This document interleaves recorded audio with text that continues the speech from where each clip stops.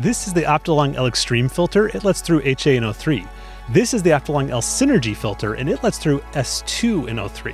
When we photograph the same emission nebula with both filters using a color camera, it allows us to do something very cool in processing, which is separate out the signals from 3 of the different gases that make up these beautiful nebulae: hydrogen, oxygen, and sulfur. And by having 3 distinct images, 3 distinct gases to combine, it opens up a lot of creative possibilities in processing, including using the famous Hubble palette made popular by photos taken with the Hubble Space Telescope. In this video, I'm going to show, from beginning to end, how to capture photos with these 2 filters in a color camera, and then process everything captured with the latest and completely free software. Hi, my name is Nico Carver, and for the past 3 years, I've been pursuing astrophotography education as my full-time career, thanks to the generous support of all my members on Patreon.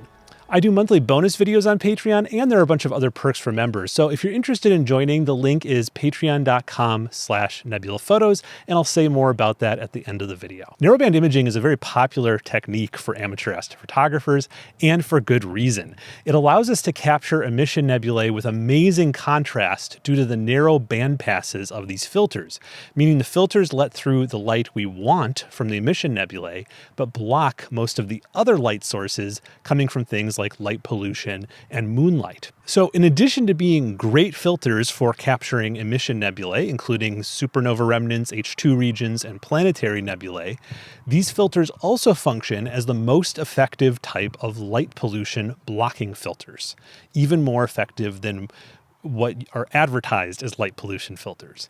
But I want to make clear that they aren't the best choice for all deep sky objects. If you're trying to capture the true color of the stars, or the true color of a star cluster, or a reflection nebula, or another galaxy, then narrowband filters are not what you want to use.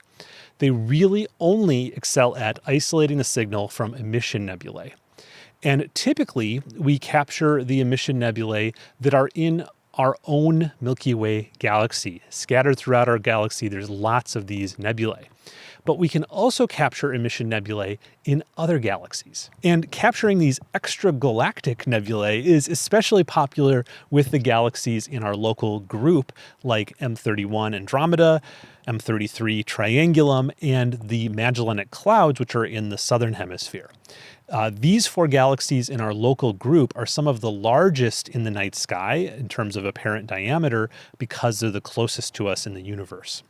From a dark sky, all 4 of these galaxies are visible to the naked eye if you know where to look. Narrowband imaging can be done from both light polluted and dark skies. It's often thought of as being something that you do in light polluted skies, but you can also do it under dark skies, and it's even more effective. I live under dark skies. It's a Bortle 3 here at home, and I still do a lot of narrowband imaging. One reason I enjoy narrowband imaging comes down to the processing, because it typically is done in false color, so we can separate the hydrogen and sulfur signals, which are both red. If you leave it in natural color, then the hydrogen sulfur get mixed up. So in false color processing, there's a lot of creative freedom to choose the colors that you think work best for the scene and are to your aesthetic taste. Okay, so one way to do narrowband imaging is with a mono camera and single line narrowband filters. But for this video, we're going to be using a one-shot color camera, meaning that it has a color filter array built in to the camera sensor. Tiny little red, green, and blue filters covering the pixels. Dual band narrowband filters are designed for color cameras because the way they work is you capture 2 distinct ionized gases at once. With the L Extreme, the red pixels are picking up the hydrogen alpha line, often shortened to HA, and the blue and green pixels are picking up the doubly ionized oxygen line, shortened to O3. With the L Synergy filter, the blue and green pixels are again getting the O3 band, but now the red pixels are picking up singly ionized sulfur, S2. And so you may be wondering, doesn't that mean that we're getting double the oxygen compared to the other 2 gases, since both filters are picking it up? And yes, we are, and that's actually a good thing, because O3, oxygen, is typically a fairly weak diffuse signal compared to the others, especially compared to HA, hydrogen.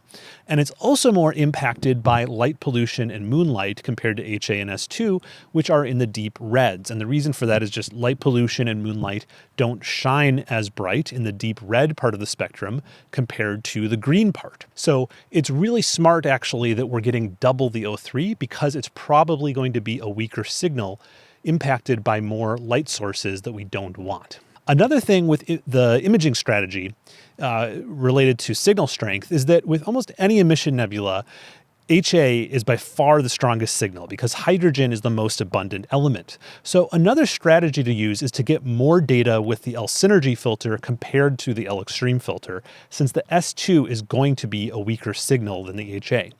And I don't have the magic answer for the ratio, but let's say 2 to 1 maybe it might be a good idea. If that doesn't work out, it's really not the end of the world. But let's say you're planning your night and you have 6 hours where the nebula is up from the start of the night when it gets dark to when the nebula sets behind the tree line.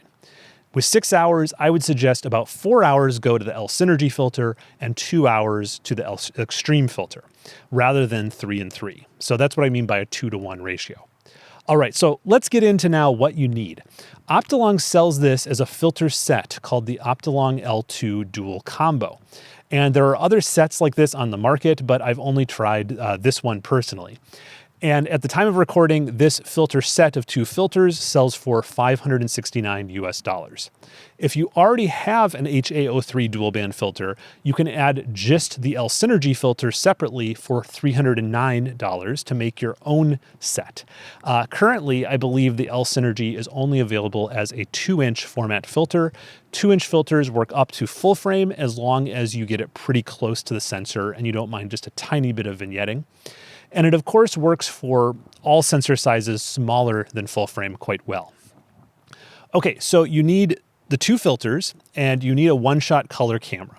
This is going to work best with a dedicated astronomy camera, but you can also use a modified DSLR or mirrorless camera attached to a telescope with the 2-inch filter attached inside the filter adapter that came with the telescope. Sometimes this is included in the field flattener, but you're going to get best results with a cooled astronomy camera. And the good thing with cooled astronomy cameras is they're coming down in price. You can actually get a dedicated astronomy camera based around the IMX 585 chip, which is very good for astrophotography for under $600 now.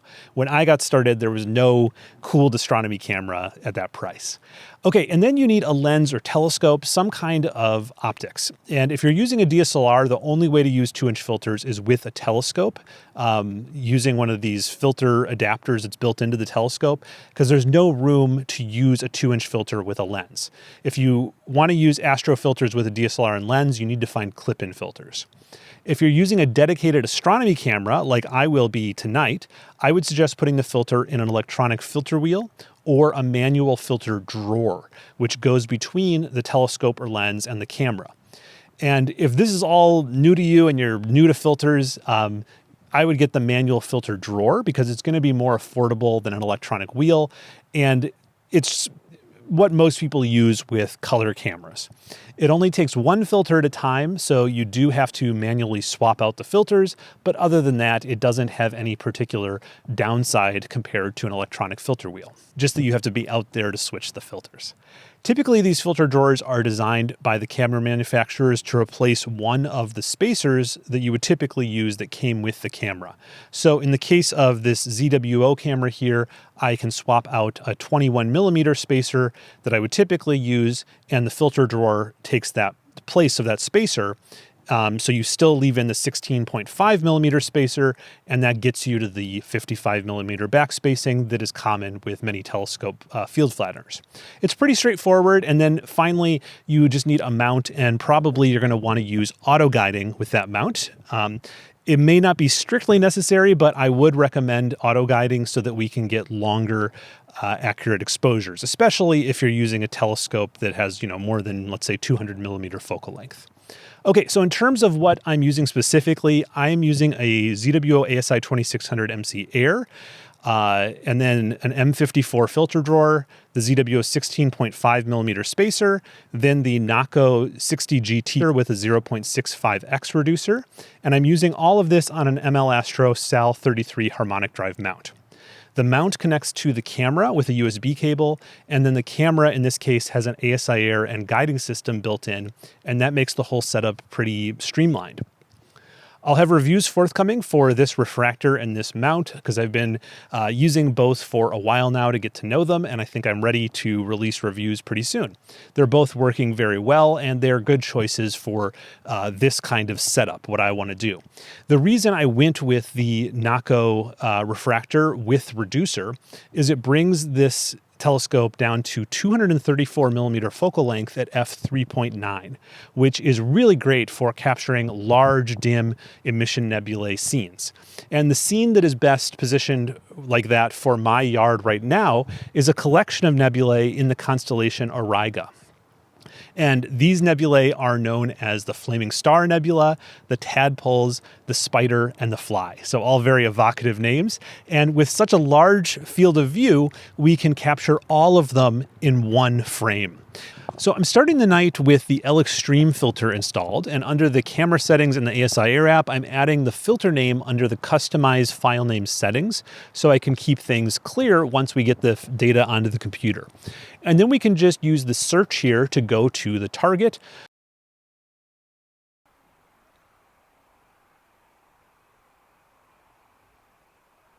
And then I'll just use the framing assistant to get the target just how I want it. We can then focus using a Batonov mask. When using a narrowband filter like this, the pattern from the Batonov mask isn't super present as it is in broadband, but we can still make it out just enough for the mask to be a useful tool for focusing. And I always like it because it just gives me this assurance that I'm in focus.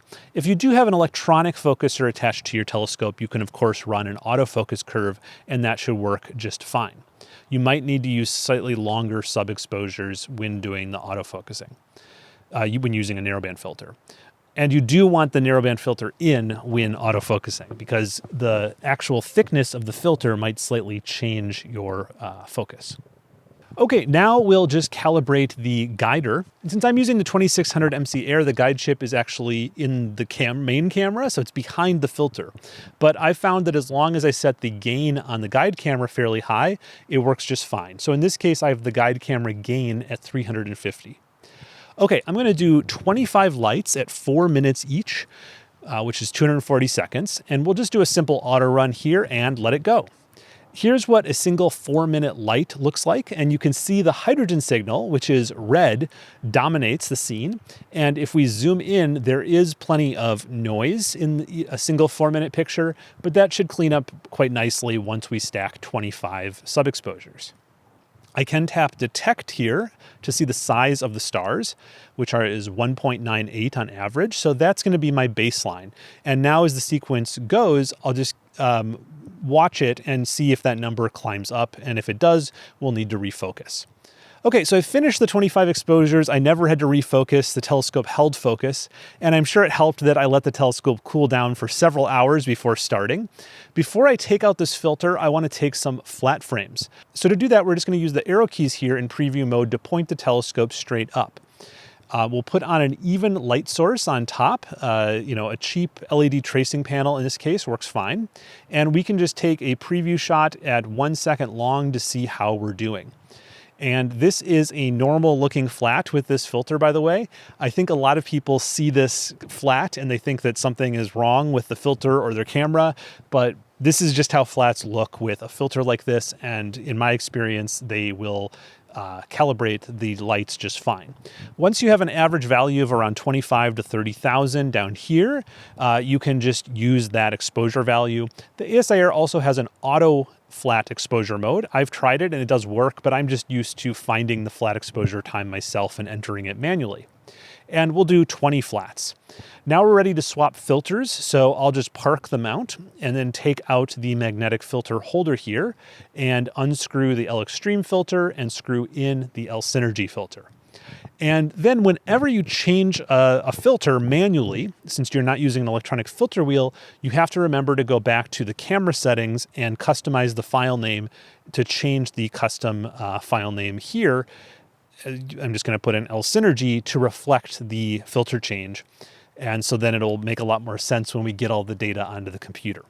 Then from preview mode, we can just go into the ASI Air storage settings, then image management, bring up one of the existing photos we've taken, the lights, and tap Go To, and it will bring us back to the exact framing we had before, which is exactly what we want. Once there, we'll want to check focus again, just in case. If focus is good, we'll restart the auto guiding, then we'll set up an auto run. And this time, remember, we're going to try to take twice as many Synergy lights, so we'll get 50 lights at 4 minutes each this time. Okay, the lights are done, so we're just like with the Extreme, we need to take flats with the Synergy filter, same way. Move the mount so that the telescope is pointed straight up, put a light panel on top, figure out the right exposure timing or use auto, and then take 20 flats. Okay, we're going to park the mount one more time and put the lens cap on to take our bias and dark frames. And I'm using the 2600 MC, which has no amp glow, so it's fine to calibrate the flats with bias frames. If you're using a camera that has very noticeable amp glow like the ASI 294 MC or the 183 MC, you might want to take darks for your flats at the same exposure timing you used for the flats, and then you'll use these dark flats instead of bias frames when you calibrate. But with the 2600 or the 533 or the 585 or the 6200 cameras, you can just use bias to correct the flats. So I'll take 20 bias frames, 20 dark frames at 4 minutes each. And typically with dedicated astronomy cameras, I wouldn't actually be taking dark frames here or bias frames because I'd already have those in a library of calibration frames for this set point cooling temperature. So it's just important that you use darks that match the same temperature and timing as the lights. But with a cooled astronomy camera that has set point cooling, you don't actually have to take these frames every session. You can reuse darks for several months at a time. I've reused darks even a year or two out. The flats, though, should be retaken whenever you change anything about your optical train. So because dust can always get in or move. So if you're using a manual filter drawer like this, you do have to remember to always take flats before changing out the filter. Before ever taking this filter drawer out, remember, take flats. Okay. And that's it for capture. We can actually now take off the ASI 2600 MC Air, put the body cap on, and connect it to a computer to transfer off the data and continue with the processing section of this tutorial. Okay, so we're now on the computer. I've already transferred off all of the data from my ASI Air, from the 2600 MC Air in this case.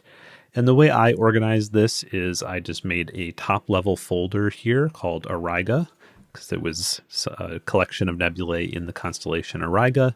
And then I made subfolders for my bias frames, which I copied over, my dark frames, and I only need one set of darks for both filters because all of my sub-exposures were 240 seconds, 4 minutes in length, so we can use the same darks for both sets. But for the flats and the lights, the actual picture of the night sky, we do need separate flats and lights for the two filters, so I've separated those out like this. And we took 25 lights with the Extreme, 50 lights with the Synergy, and so this is all now transferred over to my computer. I didn't transfer the JPEG previews, just the fit files. So these are all just folders full of fit files. Okay, and to transfer, the way I did it with the 2600 MC Air is I powered on the camera and then used the USB-C port connected to my computer over a USB-C cable to transfer the files. You can also do it wirelessly, but the cabled method is a little bit faster. All right, so with the data transferred, we now need all of the software that we're going to use. And so I've put everything up here in tabs.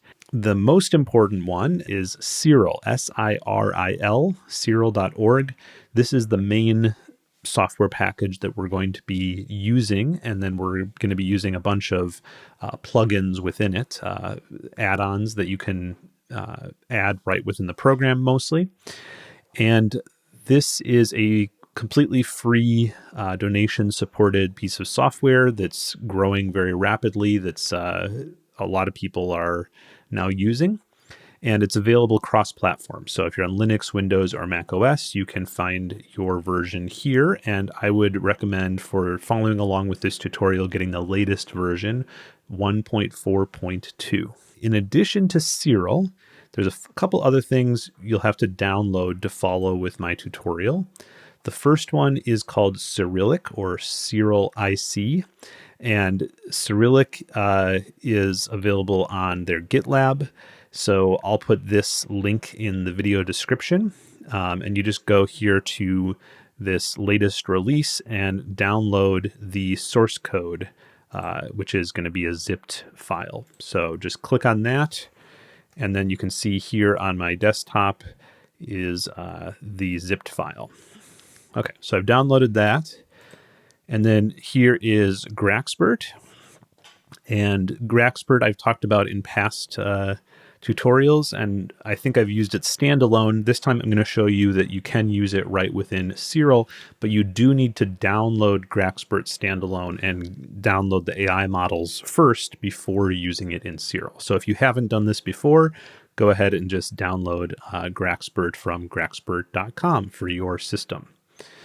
Okay, and then these next few, you don't actually have to download from the web because we're going to download them right within Siril. Okay, and the first one here is SETI Astro, and SETI Astro has a great YouTube channel, but Franklin also makes this free software package. So the Cosmic Clarity Suite includes all kinds of different astrophotography tools that you can download and try out.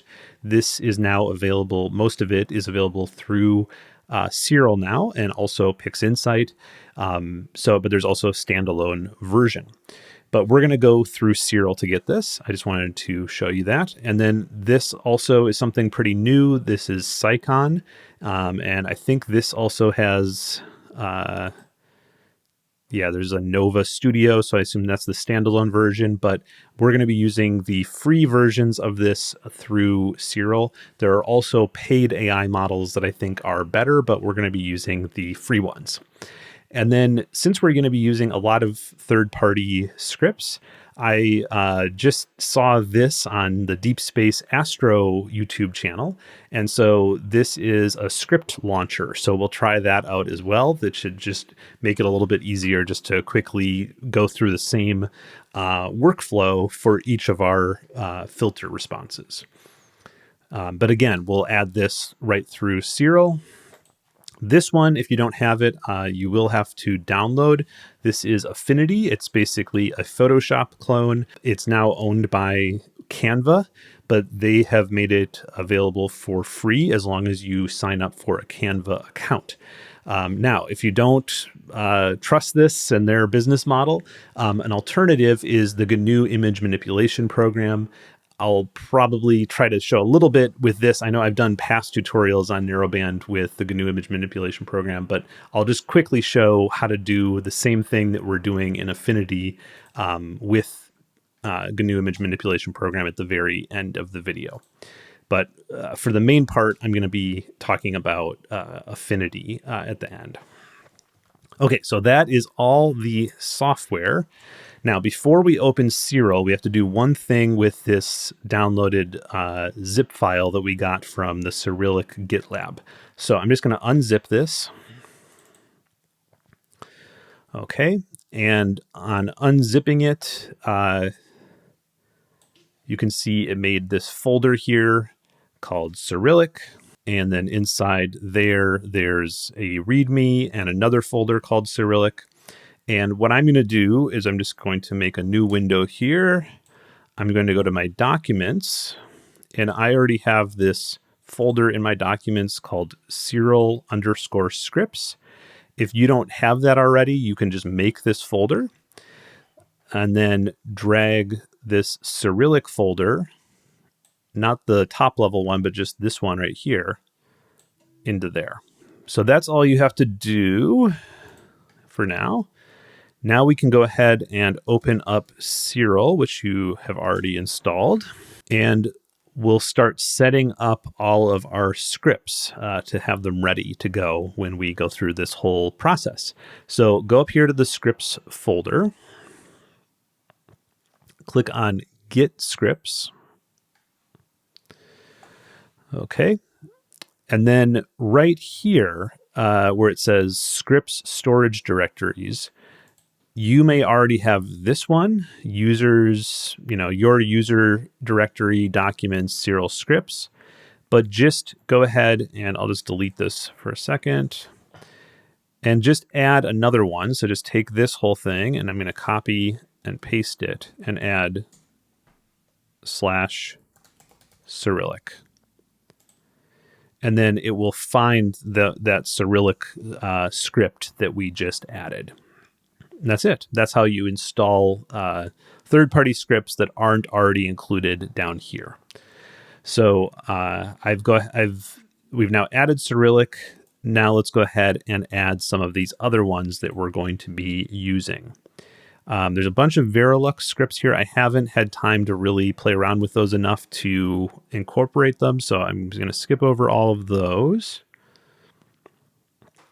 But I do want script launcher, so I'm just going to click on this little select checkbox right over here to add that.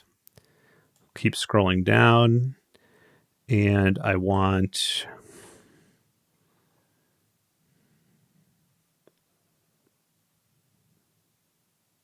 these two Syqon scripts, Syqon Starless and Syqon Prism. Okay. There's a bunch of different cosmic clarity options here. The one I would recommend is this one, Cosmic Clarity Native. Okay. Some of these other ones is if you already have Cosmic Clarity installed on your computer, these can just sort of connect to that. But Cosmic Clarity Native will download the models for you within Siril. So if you're brand new to Cosmic Clarity by SETI Astro, then you can use this one.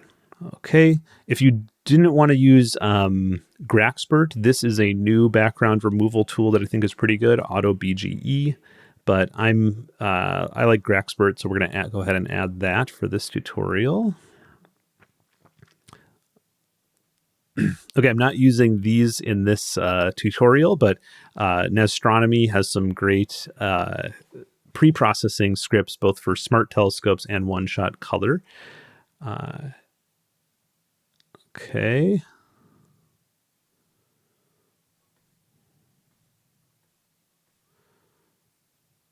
Okay, and we want Graxpert. Okay, so let me just double check that I got everything I wanted. So we got script launcher. We got the two Syqon scripts. We got Graxpert.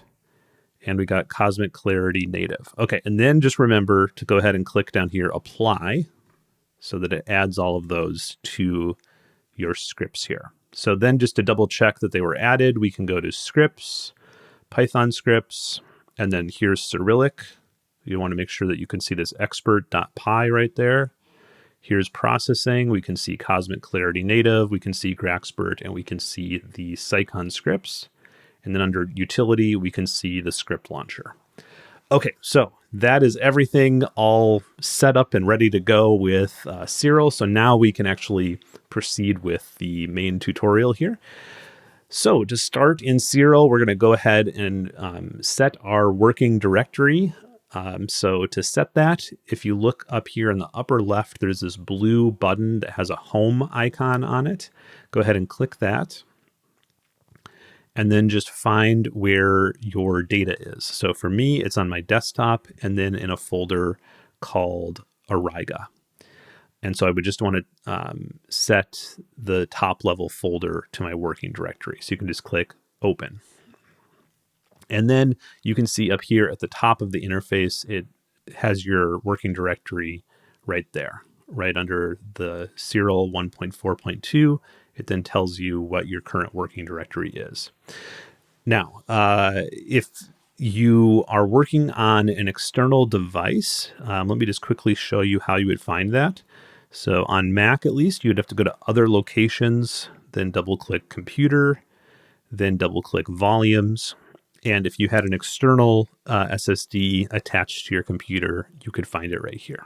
So now we're going to jump into pre-processing with Sirilic. So let me go up here to the Scripts menu, go down to Python Scripts, and then go to Sirilic and choose expert.py. Okay, if you've seen my past tutorials, you'll know that we used to have to maybe go to the terminal or command line and launch Sirilic that way. So now it's incorporated within Siril, which is great. But it's always been a Python script, so not too much has actually changed. Okay, and we're going to go ahead and start by going over here on the left-hand side where it says Project and choose New. Okay, it pops open a new window, and we can just give our project a name. So I'm going to call it OIII. I only did one session, so we can leave this number of sessions set to 1. But if you did multiple nights, you could, each with its own set of flats and everything else, you could, of course, increase the number of sessions right there.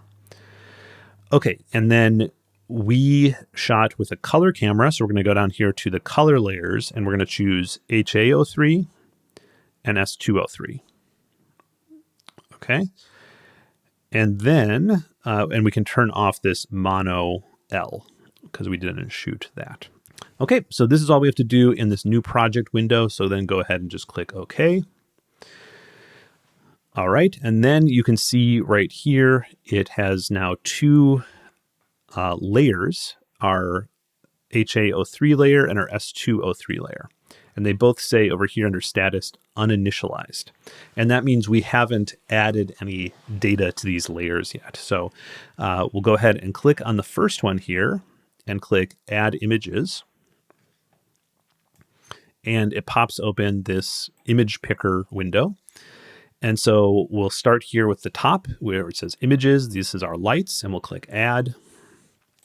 And we'll just go into our working directory. For me, it's on the desktop. Go into the LXtreme folder, go into lights, and add all of these lights.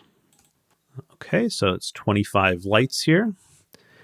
Where it says offsets, that's the equivalent to bias. So I'm going to click Add, click on my bias frames, and add all of those.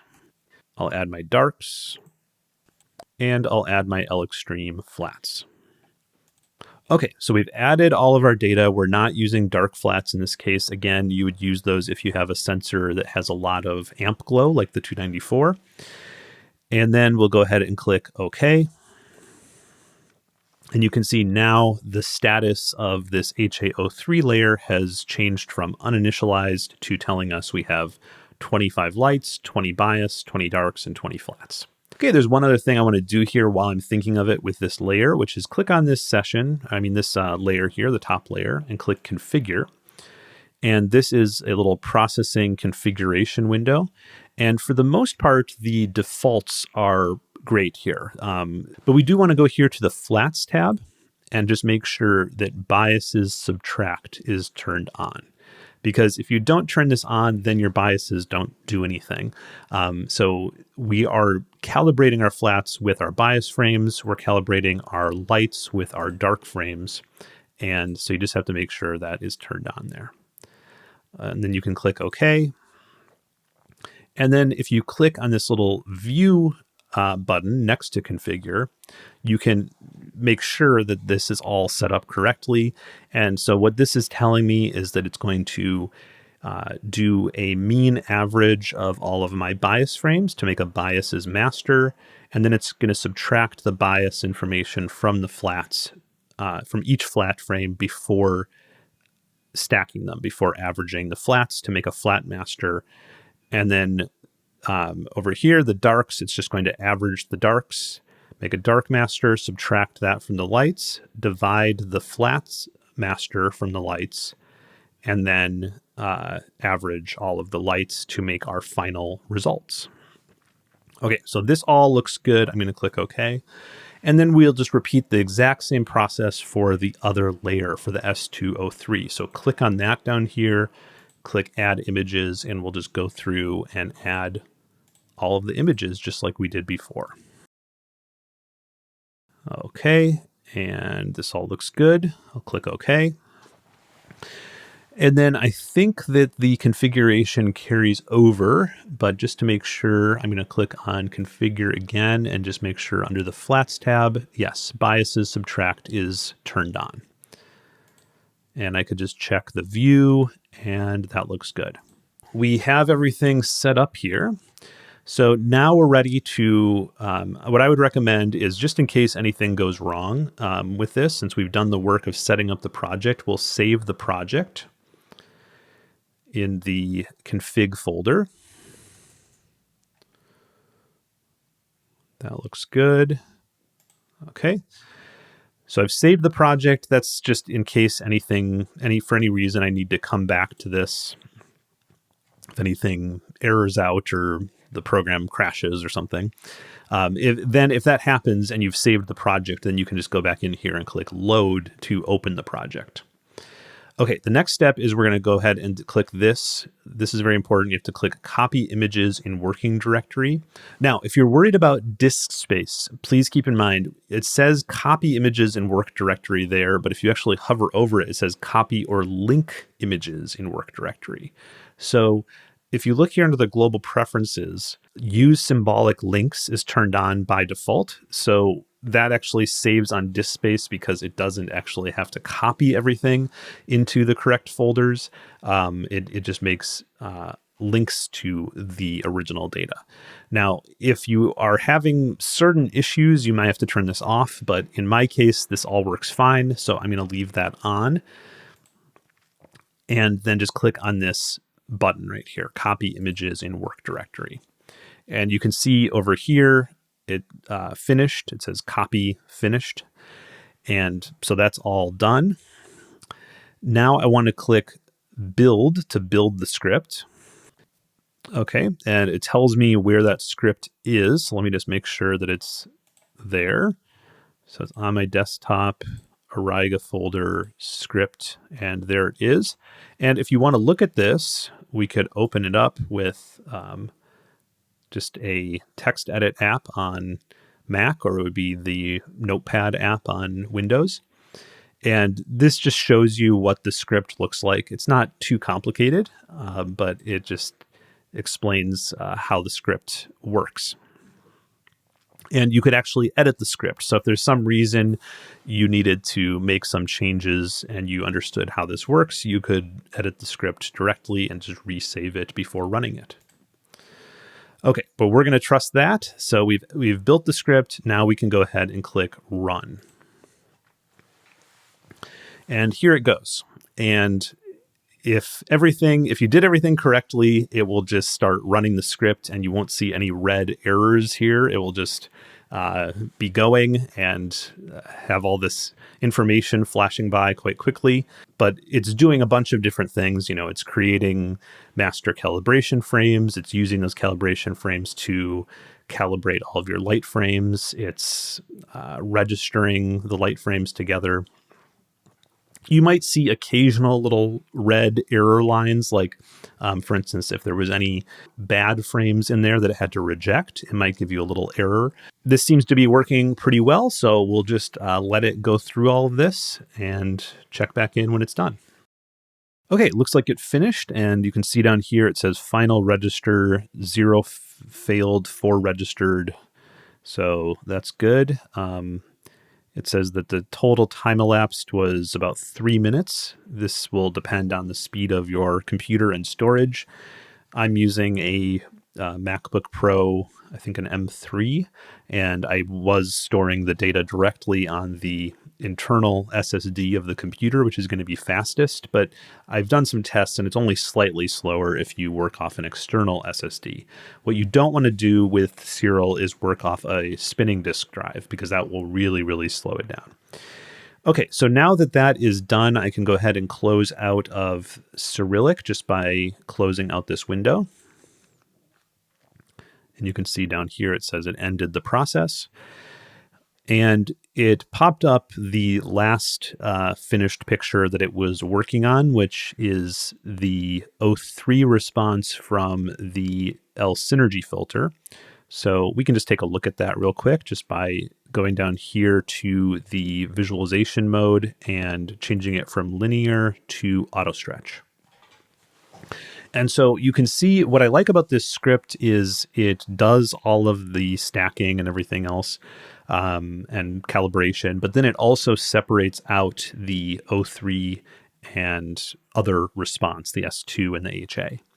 Now, one thing that it doesn't do is it doesn't average the two O3 responses together. So we end up with one O3 picture from the L-Synergy filter.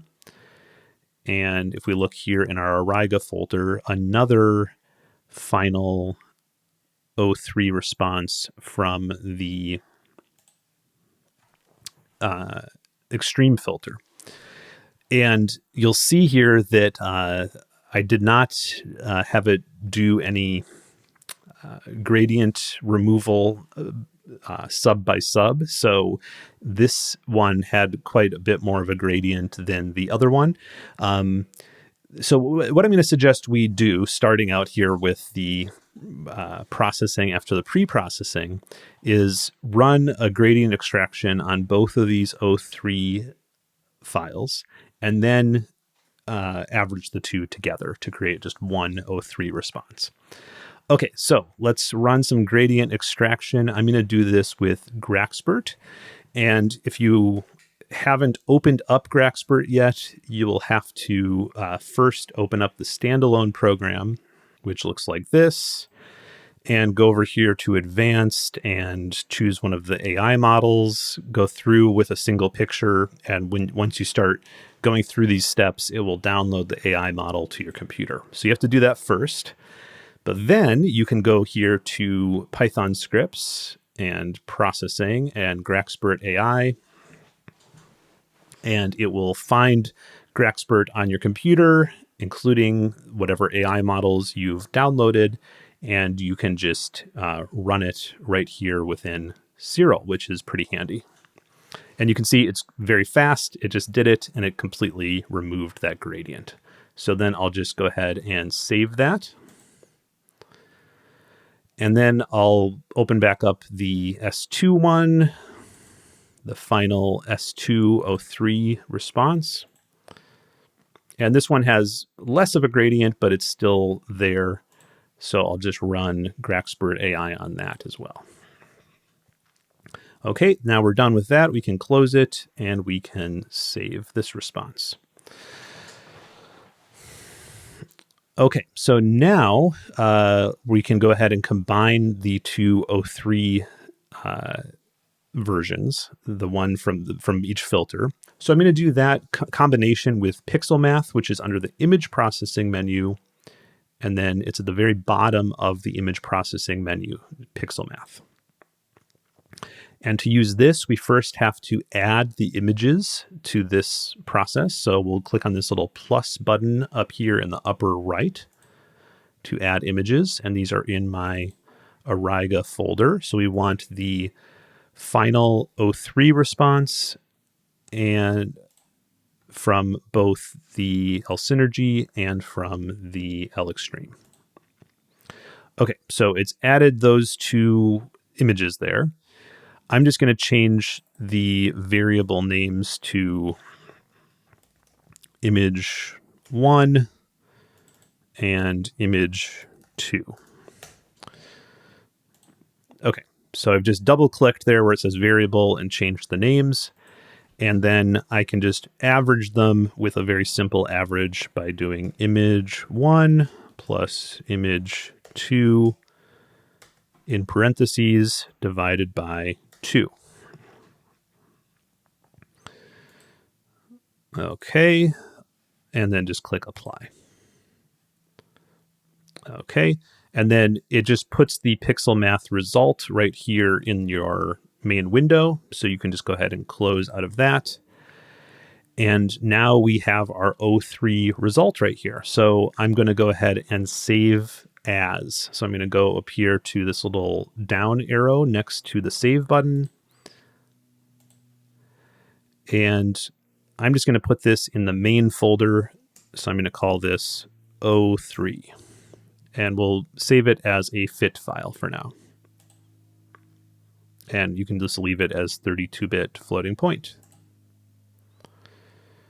It says viewer mode is not linear. That's fine. That just means that we had the auto stretch on. So just wanted you to make sure to know that this is what the picture actually looks like, not the auto stretch version, since we haven't done any stretching yet. We now have our OIII result. We've combined the two stacked results from the two filters into one picture, and we also gradient corrected those before we combined. We're now ready to start working on each filter response, the OIII, the S2, and the HA. And for this, we're going to run through the same workflow basically with each filter response. So we're going to use the script launcher by Deep Space Astro. So the first step here is go up here to scripts, go to Python scripts, utility, and open up the script launcher. Okay, and this will, over here on the left-hand side, this will have not only the scripts that you have in that you've already added, like to your script directory up here, but it will also have everything available. So just keep that in mind, that this has everything that's been downloaded with your Siril package, not just the ones that you've selected. But there's a bunch of stuff you can do to save off workflows in this. So once you've saved off a workflow, you don't have to worry about finding the specific scripts that you want again. Anyways, let's go ahead and put these in the order that we want. So we're going to start with Cosmic Clarity Native. So I'm just going to drag that from the left-hand side over here to add that to our script launcher workflow here.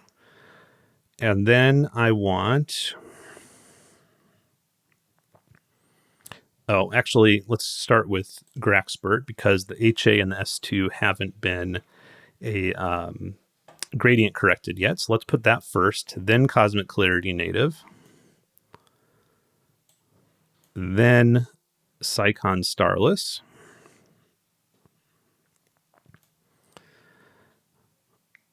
okay, and then I'm probably going to use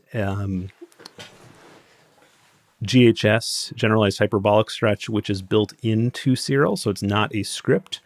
But if you were just, sort of going along with the scripts approach, you could use one of these like Verilux Hypermetric Stretch, or you could use statistical stretch. There's a bunch of different stretches that might be easier than GHS, but I'm now a GHS convert, so we're gonna go to GHS after we run these three things. But then the last thing I want to put in here is the noise reduction. So let's use Syqon Prism for that. Here's our script launcher order here, and we can go ahead and save this. So we'll save this workflow as dual narrowband prep. So this image, since we ran Graxpert on both the two that went into this, should already have the gradient removed. But just in case, we'll go ahead and just run these in order. So I'll click the play button next to Graxpert AI. That opens up this window. I can just click apply, it runs it, and then I can click close. And if you want, this is an option, you can click these little check marks here as you're going through, just to remember, okay, yeah, I've finished with that one. Okay, and then I can open up Cosmic Clarity. And the first thing we're going to have to do with this one is download the models. So you can see it says right here, backend missing. And so we have to go over here to models and click download models. The full Cosmic Clarity package here, it looks like it's 1.8 gigabytes. It's going to download to your computer. Okay, so it's informed me that the models have been downloaded and installed. I'll click OK. Now, if we go back here to the first tab, Sharpen, you can see the backend is ready. both for stellar and non-stellar sharpening. And I typically don't like a lot of stellar sharpening, so I'm going to turn this way down. I'm going to turn it down to about, I'll do 0.05. Now, of course, this is a preference thing. You might like more stellar sharpening than me. I'll leave the non-stellar amount on the default, which is 0.5, and then go ahead and click Run. Okay, it's completed, and let's go ahead and zoom in on the image to see the difference. Okay, so if I click Undo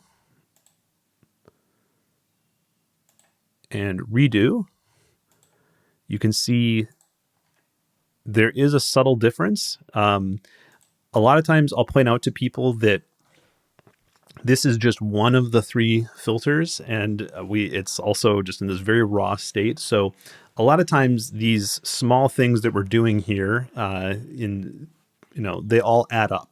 So just keep in mind that if you don't see a huge difference, that's normal and fine. You don't have to worry that it's not working. You can see that something changed there, and it did apply a little bit of nice sharpening to the image that will make a difference later on. So just wanted to show that. We can zoom back out. All right, I'm going to go ahead and do something here, which is I'm going to save off this image before we go on to removing the stars. And the reason I want to do this is because we didn't shoot RGB data, so we need to bring in the stars later. So I just as part of the process, we're going to save off this image now that we've done Graxpert and Cosmic Clarity, and we'll do that by choosing the Save As button up here. And I want to call this OIII-Graxpert-Cosmic Clarity. And I'll just remember that those are the 2 steps that I've done on this one. And I'll go ahead and save that as a FITS file. Okay, with that done, we can now move on to star removal. And in the past, I've shown star removal through the image processing menu, star processing, StarNet, star removal. And this is still a very viable option. It's very fast if you're on certain computers. You do have to download StarNet command line version and configure it if you want to use this way. Since this is just a new way, Syqon Starless, let's go ahead and try it out.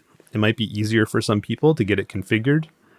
With this script launcher, I'm going to go ahead and click Hide Scripts here just to make this a little bit smaller. And then we go ahead and hit the play next to Syqon Starless. It opens it up. The first time you use this Syqon Starless, you're going to have to get the model, and the free model is called Zenith. The paid model is Axiom. And they also accept donations. And once you've downloaded the model, you can go ahead and click Process Image, and then that will remove the stars. Okay, and you can see it did a nice job here. There are a little bit of registration artifacts around the edge. That's fine. We don't want to crop at all at this point because since we're working with multiple filter responses, if we cropped, then they would no longer be registered all the same. So we have to be careful there and make sure that we don't crop until basically the very end of the process.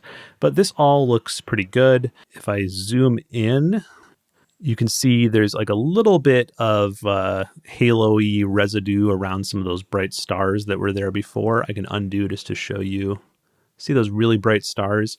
So those are always going to be difficult to remove incredibly cleanly. So there's just a little bit of halo from those stars, but really not too bad.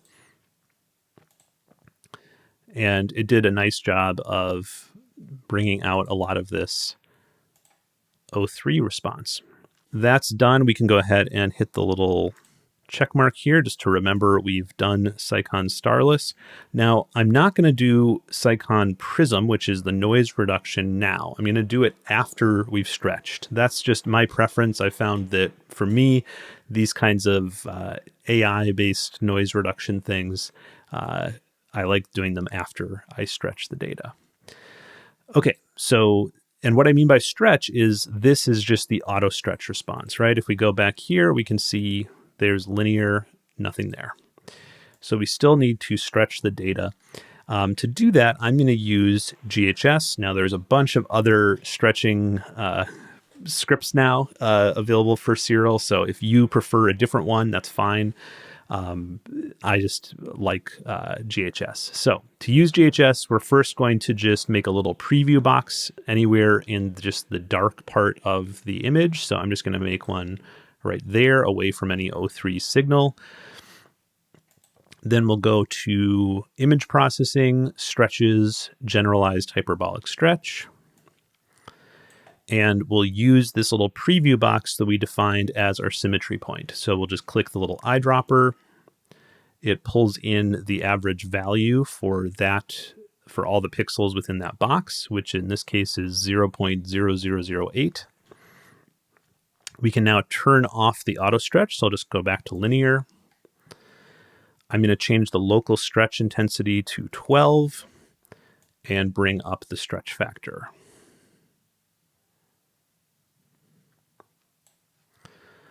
Okay, and I'm just going to bring it up until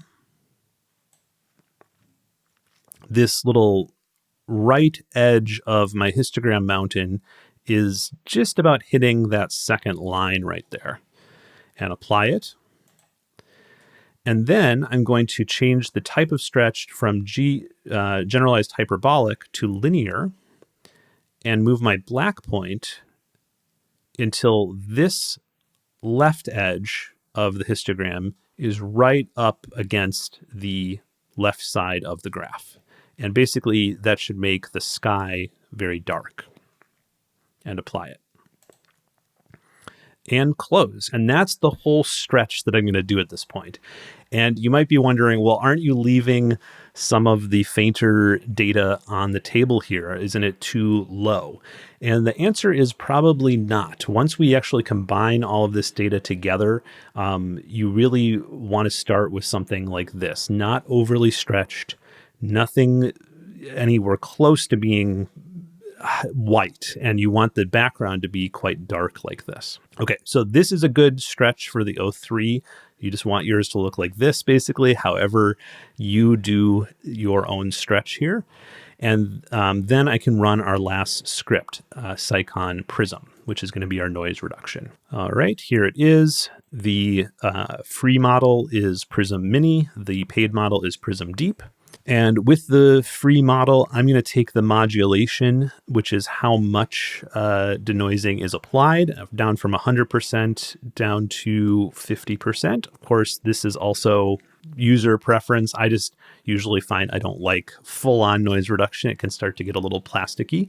So I'm going to bring that down a bit and then click Process Image. Okay, that is completed. So I'm going to go ahead and X out of that. We've now finished all of our scripts, so this image should be ready to save off, but let me just check how that noise reduction turned out. So I'm going to zoom in and look at sort of a section that has both shadow areas and more brighter details.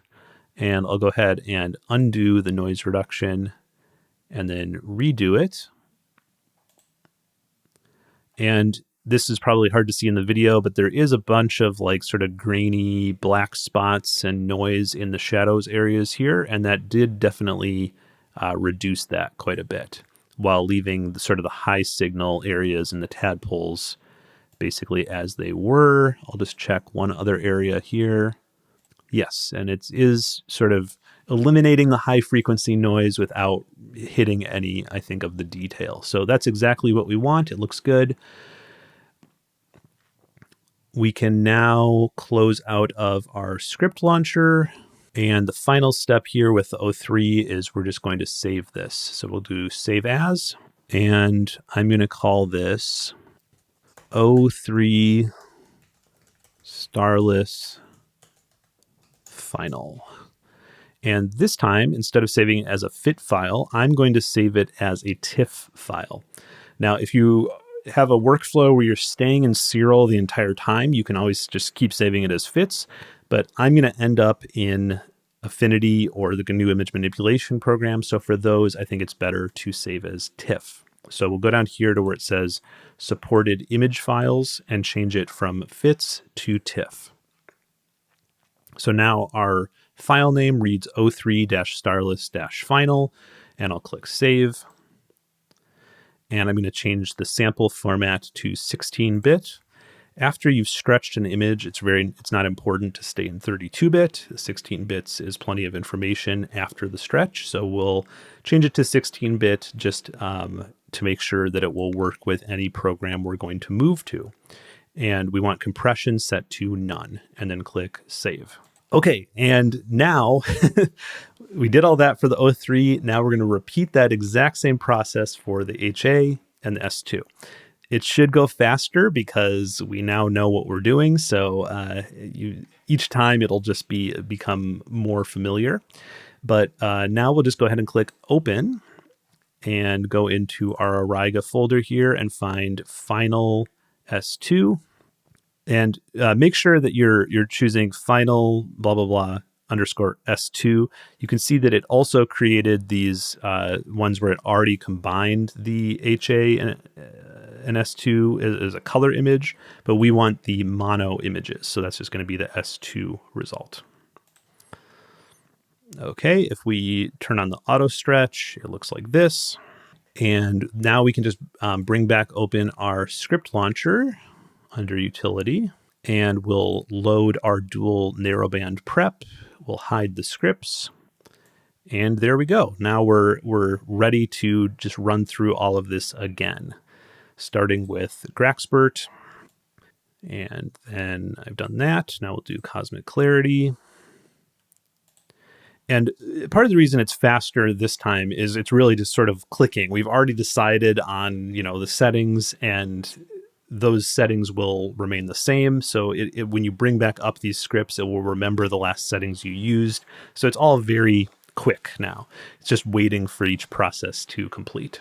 I am in the habit of, whenever I run any kind of AI-based process, to zoom in and undo it and redo it and just make sure that I like the results and I'm not seeing anything odd. I'm not seeing that it's like creating any weird artifacts or just over sharpening or made the stars look bad or anything like that. But in this case, turning it off and on, it looks like it's just adding some nice sharpening, some nice local contrast. It's especially evident here in the flaming star. Here's before and there's after, and you can see it's just sharpened up the details a bit. So that looks good. And we can save this off as a fits file just in case we need it later. So I'm going to call this S2 Graxpert Cosmic Clarity. Save. Okay, now we can run Syqon Starless. Very cool. And so done with that. Then remember, what I do is in here, I stretch the image and then run the noise reduction. So I'm just going to pick that sort of same area that I did before for the preview. I'm just going to click and drag to make a little rectangle right in here for just an empty area of sky without any nebulosity in it. And then we'll open up stretches, generalized hyperbolic stretch. We will set this preview as our symmetry point by hitting the eyedropper over here. This time it's 0.005. That's fine. And we will change back to linear. Now, I want to point out with your data and your light pollution level, this symmetry point number is probably going to be completely different. So don't pay too much attention to that. The main point with the symmetry point is just that you pick a empty area of sky as your first symmetry point here. And then I always just start with a local stretch intensity of 12 and then bring up the stretch factor until this right edge of the histogram is just about hitting this second line, and go ahead and apply that, and then change the type of stretch to linear stretch and bring the black point over until this left side of the histogram is right up against this left edge of the graph, and apply that. And that's it. That's the whole stretch. And now we can run the noise reduction. So this is the Syqon Prism. I'll run that and hit process image with modulation set at 50%. All right, it's completed. So I can close out of that one. And we're done with our little script workflow. So I can close out of that as well. I don't need to save. And then I'm just going to double check that the noise reduction worked out well. So I'll just look at the same sort of two spots that I looked at before. We'll go ahead and save this. So we'll save as, and we'll call it this time S2-Starless-Final. And I'm going to change it from fits to TIFF. So our final file name should read s2-starless-final.tiff. Okay, click Save, change it to 16-bit, and click Save again. All right, one more. So we'll go ahead and click Open, and go into our OIII folder, and choose the final HA, which should be a mono image. I'll turn on the auto stretch down here at the bottom. Looks like this. And then we'll open back up our script launcher. So Python scripts, utility, script launcher, load our dual narrowband prep workflow. I'm going to hide the other scripts and open up Graxpert and apply it. Did a nice job. We'll close that. Run Cosmic Clarity. Okay, I'm zoomed in. Just going to double check. I like what it did without leaving any artifacts. Okay, it looks good. So then I want to remember to save this off. So I'll do save as. We'll call this HA-Graxpert-Cosmic Clarity. Okay, now we can run Starless. Okay, after removing the stars, the HA response looks like this. So remember what I said earlier in this tutorial about the hydrogen being the most abundant and dominant gas. You can definitely see that here. It's very strong, even though we only used half the amount of data as this too. It's really, really strong here, which is cool looking for sure.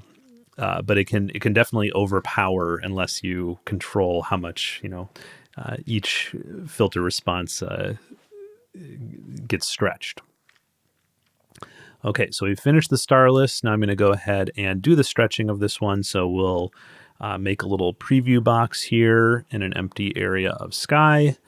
And we'll go to Stretches, GHS.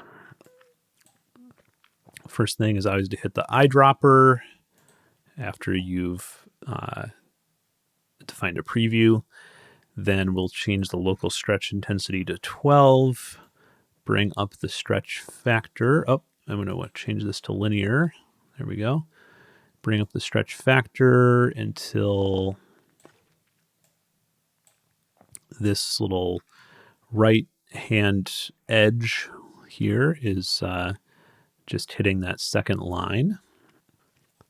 And sometimes with the HA, I'll deliberately bring it down just a little bit, just so that it doesn't overpower too much. Okay, apply. Then we'll change the type of stretch to linear stretch, if it lets me. And just move the black point over to the right until this left-hand edge of the histogram mountain is right on the left-hand edge of the graph, and hit apply, and we'll close out of that. Okay, so here's our HA stretched. Let me zoom in on this a little bit. You know, this already looks like it doesn't need much noise reduction. So we'll still run this, but I'm going to bring down the modulation down to 20% on this one, because it really doesn't need a lot of noise reduction. All right, that's done. Let's just undo it and redo it, and I see basically no difference, which is good, because I really don't want to see anything major here. It already looks very good zoomed in, so great. Okay, so this one is done. Let's go ahead and save as. We'll click on the little down arrow up here at the top and highlight this whole thing. I'm going to call it HA-Starless-Final and change it to a TIFF file and save as a 16-bit. Okay, and so now what we want to see in our folder on the desktop here is there should be, among a bunch of other stuff, 3 TIFF files: the HA Starless, the OIII Starless, and the S2 Starless. Okay, now the final step in Siril before we move on to a layers-based program is to make the stars image. So we're going to go to Image Processing, Composition, RGB Compositing. And it'll say, do you want to close the current image? That's fine. We've already saved it. And then right here where it has the little red, green, and blue, and then it says none, none, none next to each of them. For the red, click on where it says none and choose this HA Graxper Cosmic Clarity. This is what we saved off before we removed the stars. Click open. And then for the green, choose the OIII Graxper Cosmic Clarity. Click open. And for the blue, again, choose the OIII. Okay. And then to see it, we go down here to where it says linear and choose auto stretch. It should look something like this, very red. That's fine. The important thing is actually the stars, not the nebula. We're only going to use the stars, actually. But that's it.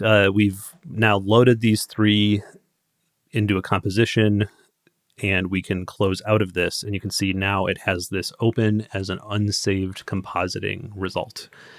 Okay, so what we're going to do with it is we're going to remove... Well, let's go ahead and save this just in case something happens. So we'll save this as hoo.fit. So what we're going to do is we want just the stars out of this image. So you can use StarNet, star removal, to do this, or you can use the new Syqon Starless, whichever you prefer. I'll just use Syqon since that's what we've been doing. And the important thing this time is that you turn on Generate Star Mask right down here under Star Mask Generation. And then click Process Image. Okay, and the result is this starless image that we don't actually need. What we want to do now is click Open and find the Star Mask HOO image, which should be right at the top here. Click Open. There we go. So this is just the stars with an auto stretch turned on. And we can go ahead and switch it to linear, and then go into stretches, generalized hyperbolic stretch, change the type of stretch to modified arcsine. We don't need to use the symmetry point. The only stretch parameter we have to use is stretch factor, and just bring that over until you start seeing the stars, and apply. And then just do that same thing again to get the stars a bit bigger. And I usually just do this a few times. Okay, and what I'm looking for, let me zoom in a little bit. I can see that's not quite enough. You can see the stars still look a little bit dull, so they don't look like bright enough. So I'm just going to apply just a little bit more of a stretch factor here. Maybe a little bit too much. I think right there. So you just want to sort of find this midpoint between, oh wow, that's really bright and there's a lot going on there, too many stars, and too dim where it's like they don't look quite right. They look a little anemic. So we want to just bring them up just a little bit past that point. Something about right there. Okay. And I applied that last stretch. I'll go ahead and close this out. So this is how the stars look zoomed in.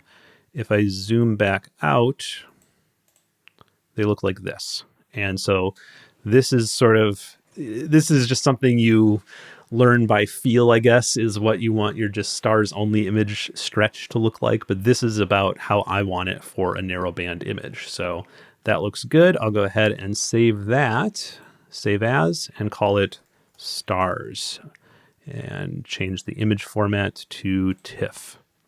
And again, change it to 16-bit. Okay, and now we are actually done with Siril. We can now move on to a layers-based program of choice to finish this off.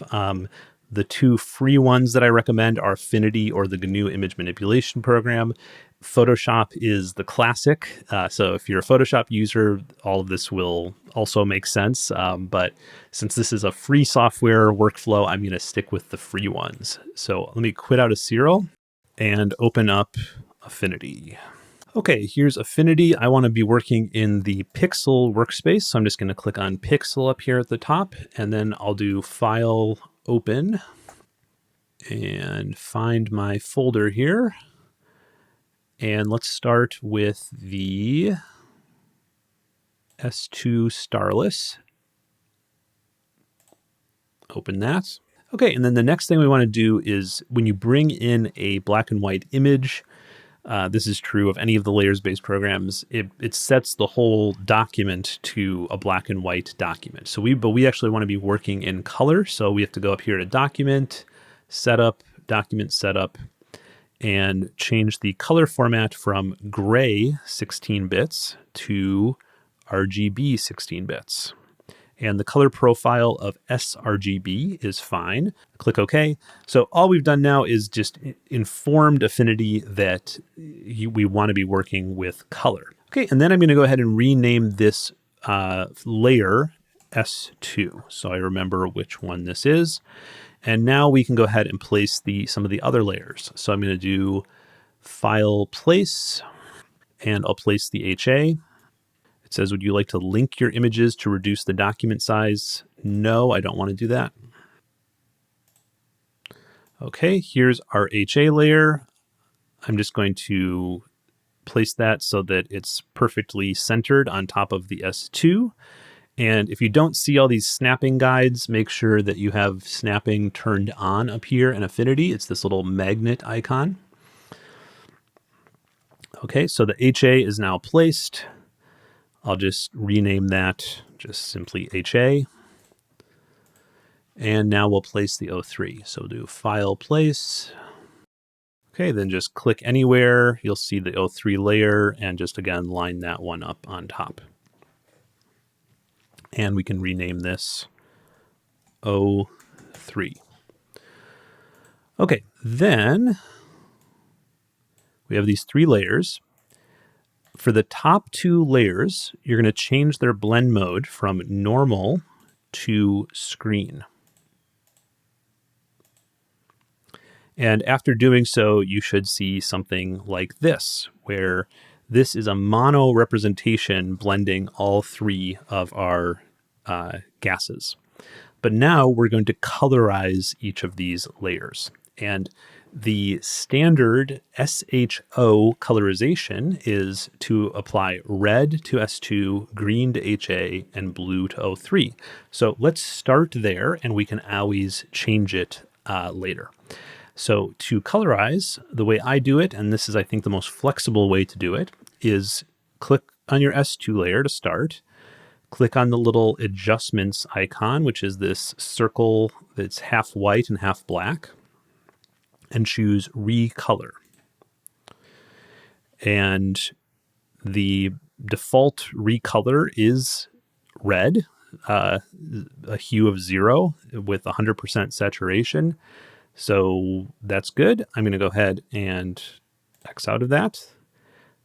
Then I'll click on the HA layer. Again, go to recolor. This time I'm going to choose green. Okay, and you can see that turned the entire picture green. So what we have to do is we have to clip this recolor adjustment to the HA layer. In Photoshop, it's a Option or Alt click to clip. In Affinity, you just drag this one on top of this one. And now that recolor adjustment is only applying to the HA layer. And if we want to just tidy up our layers panel, we can do the same with the S2. So now you can see the S2 is red, the HA is green, and now let's click on the O3, and again, go to Adjustments, Recolor, and choose Blue, and drag this recolor adjustment onto the O3. Okay, now we're getting somewhere. Pretty cool, huh? So this is a standard SHO representation of this scene. And with the standard SHO representation, it does a pretty nice job of separating out the three color channels. You can clearly see that there's a lot more bright O3 in this region of the tadpoles. Wherever it's yellow is where it's a nice mix of S2 and HA, and where it's green is where the HA is more dominant and the other filter responses aren't. And then where it's more sort of reddish orange, that's where the S2 is strong. So it's a very nice palette. I think it was chosen wisely. But we can play around with it. One thing here is that it looks like our S2 and maybe our O3 response are a little bit bright in the dark areas, which is giving our background a sort of magenta-ish, purplish color. So one thing I like about the flexibility of working this way is we can apply adjustments by filter response. So I'm going to apply a curves adjustment to the S2 and just move my black point until that red color of the background is taken out. And then I'll just clip that to the S2 by dragging it in. And then I'll click on the O3 and again do a curves adjustment. And just bring this one over until the blue color is taken out. And again, drag that into the O3. Okay, so there's still a little bit of noisy color stuff in the corners, but we might crop that out anyways, so I'm not going to worry about it right now. The next step that a lot of people do in narrowband is removing a lot of the green response. This is, of course, completely optional. If you like how green looks in a scene like this, you don't have to remove it. But if you want to take out some of the green, an easy way to do it is just click on your top layer here, click into Curves, and change this from master to just the green curve. Put a point somewhere here in the middle-ish, and then just drag down that green curve until you've taken out a lot of the green response. So you could go this far, or you could go somewhere in between. It's really up to you. I'll do it like this for now. And then while we're here, we've just taken out some of the green, but we can bring up the general brightness of the nebula by just taking this main curve, the master curve, and bringing that back up. Okay, after these latest curves adjustments, the sort of the magenta hue of the background is showing up stronger again. I'm going to go back here into my S2 curves adjustment, and instead of just applying the master curve, I'm going to go into the red curve, and again, just sort of reset the black point. Now, if you go too far with this, you go back to sort of like a green response that doesn't work. So I'm just going to take out a little bit of that magenta in the background, but then I can always add more points to this curve to try to bring back some of that red response in the main nebulosity. So I'm going to do something like this. All right, I think we're getting somewhere pretty good. If you really wanted to remove all green, you can continue playing around with curves. But you could also go into this recolor adjustment, and you see that just by changing the color that the HA is assigned to, you can also do it that way. And so if I wanted a much sort of oranger look to this whole thing, I could change it like that. Of course, the reason that the SHO works so well for separation is because of how sort of color theory works. And so there is good reason to sort of keep this as green. But if you don't like how it looks, again, this is all sort of aesthetic choice in terms of narrowband false color. So something I like about this layers-based approach is that it offers a lot of flexibility. So I'm just going to play around with this until we've gone pretty far with just the starless result. Let's go ahead and add back the stars now. So we'll do File, Place, and find that stars.tiff. No, I don't want to link it. I just want to embed it.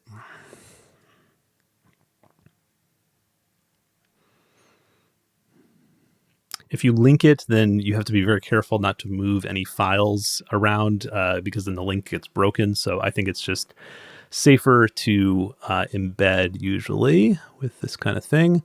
So I'm just going to line back up the stars. And for this, just change the blending mode from normal to screen. And that brings back in the stars.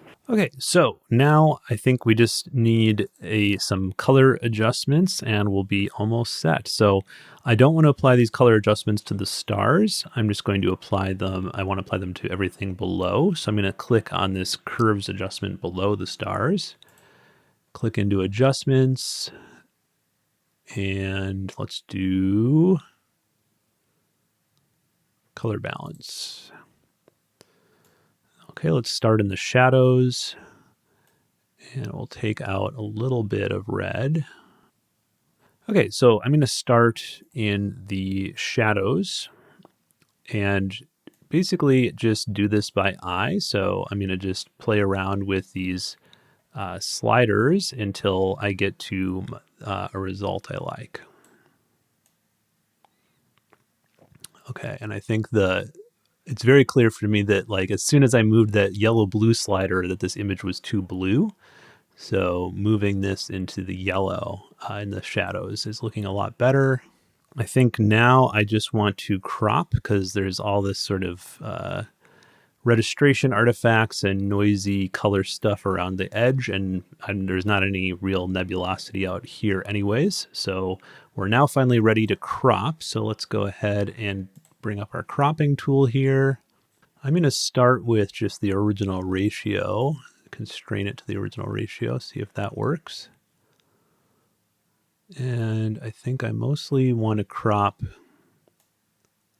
away this left edge and the top, but a little bit from the bottom where there was some registration, rotational artifact stuff going on. Let's try that. Okay, I think we're getting close. At this point, you might zoom in and see more noise than you did before when you were just processing the individual filter layers. So you might want to apply more noise reduction, but if you need astro-specific noise reduction, and you want to stick with free software, you might have to bring this out of Affinity and then back in. So let me just quickly show you how you would go about that if you're interested. So I don't need to apply any noise reduction to the stars. So I'm just going to go ahead and turn off the stars layer. And then I'll just do File, Export, and I'm going to choose RGB 16-bit TIFF right here. And we don't need Affinity layers turned on. We just want a single layer. And then we'll click Export, and we'll call this SHONR for noise reduction. Save it back to our folder. Okay, and then we'll reopen up Siril and open up that SHONR. And then back here in Siril, we can use some noise reduction. So go back into Syqon Prism, or we could use Cosmic Clarity noise reduction, up to you. So let's try 70% now, do process image. Okay, if you liked how that worked, then you could just save that back to the same file name.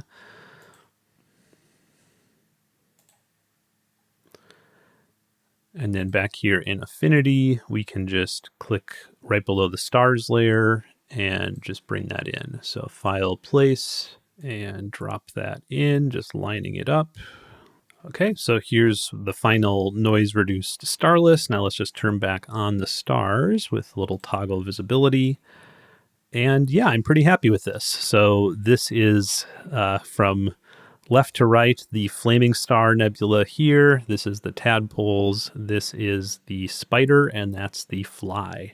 And these are 4 of the main beautiful emission nebulae in the constellation Auriga. So if we want to continue working on this in Affinity, we would just save this as a .af file. So we could call this sho final.af. To do final exports, just do File, Export, and all the different options are over here on the left-hand side. So we can save off a TIFF version to have, but we could also do, of course, a JPEG version.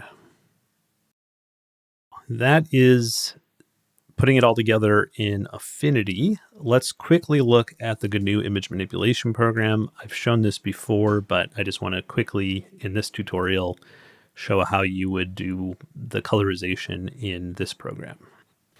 Okay, so you do File, Open as Layers, find your starless layers and select them. If it asks you about converting color profiles, it doesn't matter what you put there. Okay, I'm just going to reorder these so that S2 is on the bottom, then HA, then O3. Just like before, we're going to change the blend mode from normal to screen for the top 2 layers. So we get this. And then you just click on each one. So click on S2, go to colors, and you'll notice that colorize is grayed out. And that's because we haven't set this as a color document. Image, the image menu up at the top, mode, and then instead of grayscale, just change it to RGB. Okay, now if we go to the colors menu, colorize is an option. So I'm going to click on colorize. I'm going to colorize the S2 to red at 100% saturation. Okay. Colorize the HA to green, and colorize the O3 to blue. Okay, so there's our starting point, and then we can go from there. Same kind of thing. You can just add additional curves and play around with the layer effects that we just added. So you could colorize these different if you don't want this sort of more greenish look to it.